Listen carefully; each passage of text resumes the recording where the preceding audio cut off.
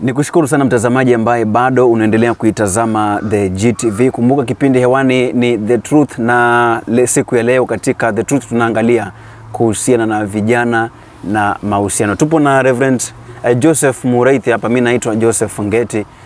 Tunazidi kusonga mbele kabla tuende kwenye mapumziko. Reverend hapa alikuwa anazungumzia kuhusiana na masuala mazima kwamba mnapokuwa kwenye mahusiano sio lazima tu mjihusishe na ngono.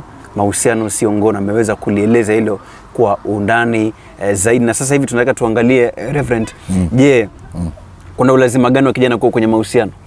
Nataka kusema ya kwamba nyumba is equally as strong as the foundation. Kwa hivyo when you have a very poor foundation ya mahusiano, then ile mahusiano utatengeneza pale katika ndoa itakuwa mahusiano mabaya na haitakuwa na malengo katika maisha. Kwa hivyo nataka kusema ya kwamba kijana yeyote mwenye ako sawa, siku moja ataoa tu. Yes, atalikuwa aoe apate familia yake kama vijana wale wengine. Kwa hivyo ni binadamu. Lakini tumeona vijana wengine wanakanusha kwamba wao hawapendi mahusiano. Anakuambia kwamba mimi sipo kwenye mahusiano, nitaoa. Kwamba anajua kanisani kwao vile kulivyo. Kwa hivyo anajua kwamba nikimwambia Reverend kwamba anataka kuoa, ataniambia angalia mahali fulani pale utaona msichana yule, enda nitamuongelesha, anakonektiwa na Reverend. Kuna wengine wanafanya hivyo na mambo yanaenda mbele. Nataka kusema ya kwamba watu wakitazama background sana, some of the backgrounds are discouraging. Na kwa hivyo watoto wanakuanga kulingana na vile wanaona, and some of them have very low esteem, and you need to lift the esteem so that they can start loving all these things. They can start now engaging in all these things, because some of them you rate them very low in esteem because of the kind of a lifestyle they have engaged in, the kind of a nature, the environment they have been brought in has not been so conducive for them to be so much encouraged to enter into relationships. And therefore, we as pastors, we as mentors, we try to encourage them that all is not gone. There is light at the end of the tunnel. You can still relate and have a good relationship. Yes. Kwa nini mahusiano mengi wao yanavunjika? Vijana wanajikuta wameingia kwenye mahusiano alafu moja kwa moja wanaachana. Ni kwa sababu hii ya kwamba vijana they act more on emotions than on reasoning. And therefore you find that if they are not emotionally coping up, they will tend to detach themselves from such kind of relationship. Why? There is no that emotion. Si kumili yao vile inahisi. Kama pengine ameingia katika relationship na amekuta kwamba kuna sex inaendelea pale, anaboeka, anakuwa bored na anajaribu withdraw kutoka hiyo relationship haraka. Can we say that kwamba ngono ama sex ndio inaweka mahusiano live? Sisemi ya kwamba holy sex ndio inaweka mahusiano live, lakini ni kulingana na ile foundation.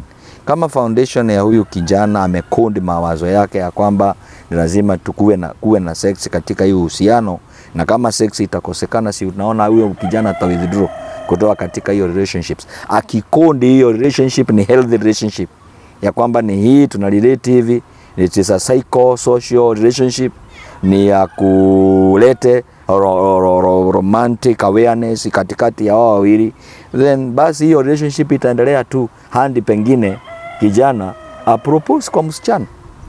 Yes, and then from there maybe we can be talking about now going for an engagement, and then finally it can end up to become a marriage.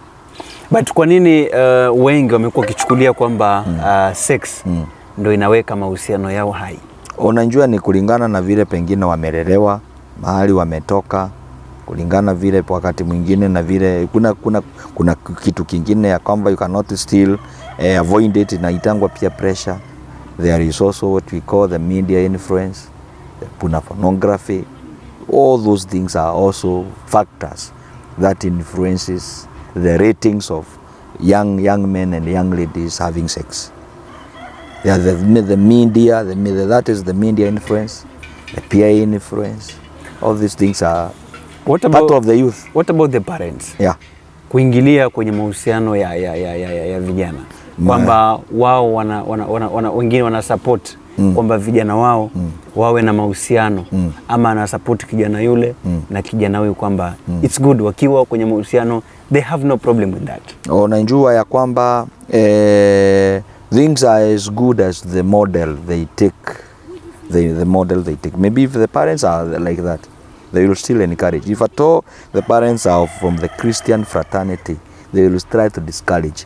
If the other parents are also having other relationships outside of their marriages, they will not have any time to talk to their boys and girls about it, because you always give that which you have. You cannot give what you don't have.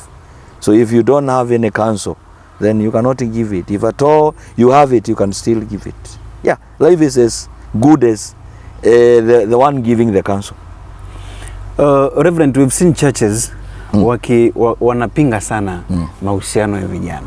Kuna kwingine ukienda pia kijana wa kike na kijana wa kiume hawakai mahali pamoja. Hata kwenye utendaji wa kazi wamekuwa separated kwenye duties. They don't operate together when they are together. Kwamba wacha vijana wa kike wakai kule, vijana wa kiume nao wamewekwa upande wao, hawafai kutangamana. Hili nalo unalizungumziaje? Na ukiuliza kwa nini wanafanya hivi, wanakuambia kwamba tunajaribu kuondoa, wanamuitaga pepo. Pepo anaweza akapita katikati yao, wakapendana na mambo mengine yakaenda. What is your take about that? I want to say that ignorance has no defense. If you don't know something, you are full in it. I want to say that as I had stated earlier, it is not a must that when boys and girls relate that they should have sex. They are very healthy relationships, and they are equally very important relationships, because as these children are growing, as they are become maturing, you remember that their hormones are also changing, their bodies are also changing, their minds are also changing, and you needed to teach them and you needed to train them on how to have healthy relationships, that at the end of the day, a man is a social being, and they need to relate. They need to stay together. They need to move together. They need to respect one another. Then when you train them to such a level like that one, then you don't need to bar them from relating. Yeah, because the relationship is not a sex. It is not a must that when you relate you have sex. But kwa nini kumekuwa na hiyo perspective ya kwamba when people are in a relationship, they must practice it? Then we need this awareness. The awareness we are doing right now, I believe there are so many parents who are listening to us. Yeah. And I think we are hating them back, and they should know that it's not a must that because their children, the boys and girls are dating, not a must that they're having sex. They should teach them. They should allow them to do it, because tomorrow they shall be the fathers and the mothers, and they should know early how to relate. Otherwise we shall be having broken families and broken marriages of people who never knew how to relate. But kuna watu ambao wana hawako kwenye relationship but they have successful marriages. Na kuna watu ambao wako kwenye relationship but wakiingia kwenye ndoa wanasumbuana. Even hata before waingie kwenye ndoa wanakuwa tayari wameanza kusumbuana. Nimesema kwamba msingi wa kitu ndio ya maana sana. Nyumba, urefu wa nyumba unalingana na msingi. Kama uko na msingi mzuri wa mahusiano, basi uhusiano wako na bibi yako na ama na bwana yako itakuwa sawa.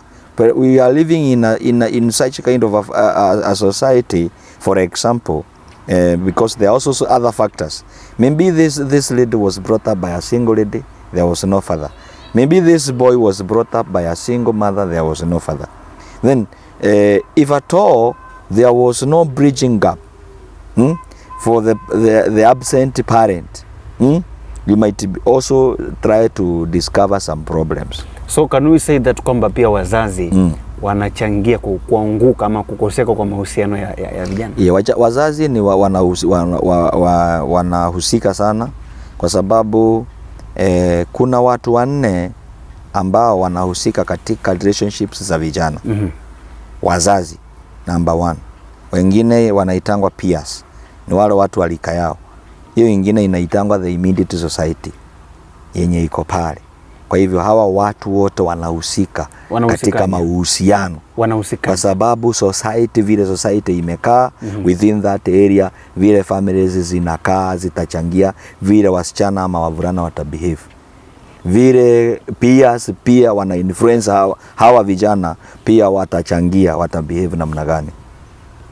Na nimesema pia wazazi vile wamekaa, kama for example msichana amelelewa na mama yake peke yake na hajapatana na bwana pale, hata wakati mwingine wanakuanga na woga ya kuolewa kwa sababu hajaona mwanaume. Yani yeye mwenyewe anaona ni kama kuna mwanamume mwenye alienda na baba yake ili apatikane, hajapatikana hata saa hii, anaona ni kama atarudia the same trend. Na kwa nini wazazi wanawafanyia hivyo? Wazazi wanawafanyia hivyo kwa wakati mwingine kwa sababu ya kutokujua. That is why we need awareness. Kutokujua nini? Kutokujua maneno yenye tunazungumza hapa ya kwamba yanalenga maisha ya watoto. Yeah.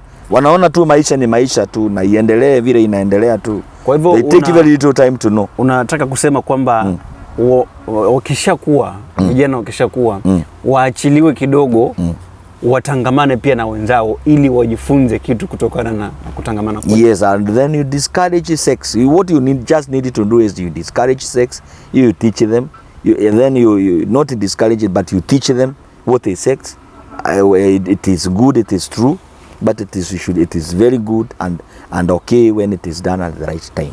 Lakini Reverend, naomba nikuulize ili swali kutokana na hicho ulichokisema. Nitumie mfano huo mboniruhusu kwamba umemweka mbuzi katikati ya simba ambao wana njaa. Alafu wamesema msimle kwa sababu tunatazamia nimemweka hapa ili mumlinde, mkae naye lakini msimle. Unajua mambo ni mawili. Unataka kumla fisi, ni mfisi anataka kumla nini? Ni mbuzi. Simba anataka kumla mbuzi. Huyu simba naye anataka kumla mbuzi, ni pengine naye mbuzi pia, kwa sababu tunazungumzia binadamu, pengine naye mbuzi anataka kukuliwa pale. Sasa pale ndio utakuta kama si lazima kama simba anataka kumula mbuzi ya mule mbuzi, kama mbuzi mwenyewe yako katika hali ya kukuliwa, atakukuliwa namna gani? Kwa hivyo nasema hivi katika hali ya kibinadamu ya kwamba we should enhance that thinking kwa wasichana wetu, ili wanjue ya kwamba wanaweza kuwa katikati ya simba na wasikuliwe. Na pia kwa sababu utazamia hivi kwamba mwenye kuwa nataka kula ni kijana mvulana. Naam, lakini sasa unajua kwa hali ilivyo damu zinavyochemka vijana wengine na kwa jinsi hawa binti zetu jinsi walivyoumbwa, macho haya yanaona, masikio haya yanasikia, na mengi macho yakishaona yamefurahishwa yanatuma taarifa kule kwenye ubongo kwamba kuna kitu ambacho kimepita hapa ama kuna jambo ambalo lipo, unalionaje? Kwa hivyo akili inaanza kujishauri pale, niende ama nisiende. Je, unadhani kwamba hili linaweza kwamba watoto wameruhusiwa sawa watangamane, alafu waambiwe kwamba lakini msifanye kitu fulani pale? Lazima kuna uwezekano mkubwa wakawacha hiki kitu nyuma. Iko hivi, ni lazima katika kila relationship uwafundishe watu mipaka yake. Yes, hii relationship inafika wapi na ni wakati gani inaweza iondokea. Ni lazima utengeneze mipaka. Hii relationship, this is a relationship, we are relating to this level, full stop. Yes, don't go beyond that. Ni kitu gani ambacho sasa ungependa kuambia hawa vijana ambao wanatutazama kwa wakati? Unajua pia wazazi pale manyumbani na wenyewe pia wanatutazama ama wanaitazama The Truth sasa hivi kwa muda huu, na tunaangazia swala zima la vijana na mahusiano. Ni kitu gani ambacho unaweza ukawaambia hawa watu ambao wapo kwenye mahusiano na ni vijana, ama kuna kijana pale ametamani na yeye awe kwenye mahusiano, lakini kuna vitu labda vinamzuia kuingia kwenye mahusiano. Mimi ningetaka kuambia vijana ya kwamba mahusiano ni mazuri na watu wakiitikia kufundishika na wafundishike, alafu waweke mipaka ya hiyo relationship, itakuwa ni kitu kizuri. Tena ninataka kuelezea wazazi, niwaambie hivi, wafundishe vijana kurelate, wasiwazuilie kurelate, because relationship is very important, because man is very social, is a social being, na kwa hivyo hata kama utamzuia relate, utajikuta na relate kama amejificha, na badala ya relate akiwa amejificha, fundisha watoto vile wanastahili kurelate and their level ambayo wanastahili kufika kama wana relate, na finally we shall be having very healthy relationships. Nikushukuru sana Reverend Joseph Murithi kwa kuwa nasi katika kipindi cha The Truth na kuliweka wazi swala la mahusiano kwa vijana. Mtazamaji, huyu alikuwa ni Reverend Joseph Murithi ambaye amezungumzia swala zima la mahusiano na vijana, na kama wewe ni kijana umekuwa ukitutazama, umekuwa ukifuatilia kipindi hiki, basi naamini umepata mingi hapo ya kujifunza wakati unapokuwa kwenye mahusiano. Mahusiano sio mabaya,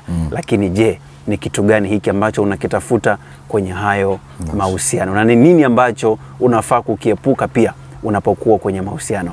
Mtumishi wa Mungu hapa Reverend ameweza kuliweka wazi swala hilo. Mimi naitwa Joseph Ngeti, nikutakie usikivu mwema vipindi ambavyo bado vinaendelea. Endelea kuitazama The GTV.